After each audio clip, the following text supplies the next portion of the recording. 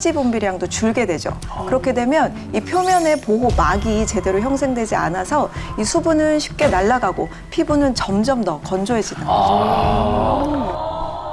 평소에는 피부 건강에 자신하던 분들 내지는 특별히 신경을 쓰지 않던 분들도 사실 겨울철이 되면서 내 피부가 좀 달라졌다라는 걸 즉각적으로 느끼시는 분들이 많으세요.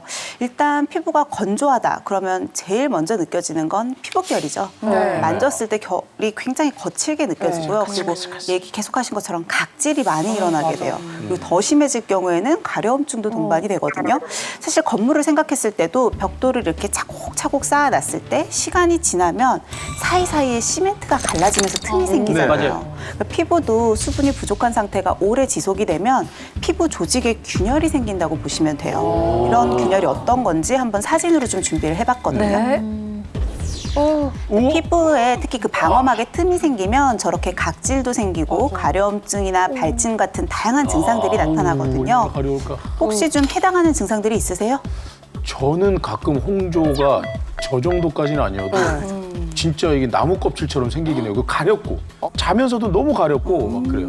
저는 각질이요. 그래서 그 이제 화장품을 여자들은 뭐 필링 젤 뭐 이런 걸 하잖아요. 근데 하고 나면 너무 매끈한데 조금 지나면 더 건조해지고 심해져요. 각질이 더 심해져요. 너무 심해요. 맞아요. 저는 갈라짐. 그러니까 사실 이렇게 군데군데가 자꾸 튼다고 하죠. 그래서 저는 영양 성분이 부족한가 막 이렇게도 생각을 했을 정도로 좀 이렇게 겨울 되면 많이 이렇게 트더라고요. 갈라짐. 그러네. 각질도 있네 나는. 그러네요. 근데 사실 저도 그렇고 피부 건조하다고 해서 특별히 병원을 찾진 않잖아요. 그렇죠, 그렇죠. 병은 아니니까 그냥 보습 잘하면 되지 않을까? 뭐 크림 정도 바르자 이렇게 생각을 하는데 또 이렇게 건조한 상태가 오래 지속되면 어떤 문제가 생기게 될까요?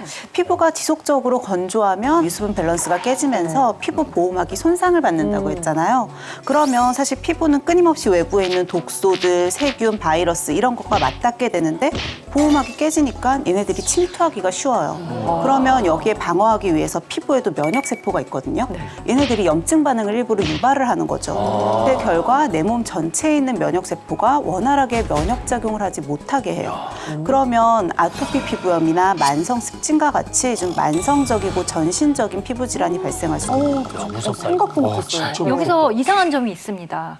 이 여름에 보통 저희가 왜 그 뭐 습진이나 피부염 이런 게 네. 많이 걸린다고 보통 알고 있는데 맞아요. 지금 말씀 들어보다 보니까 이게 염증이 겨울철에 이렇게 많이 일어난다고 하니까 좀 이해가 안 되거든요. 그러니까요. 네, 사실 정말 많은 분들이 피부 질환은 보통 여름에 심해지지 않나요? 라고 질문을 하시는데요.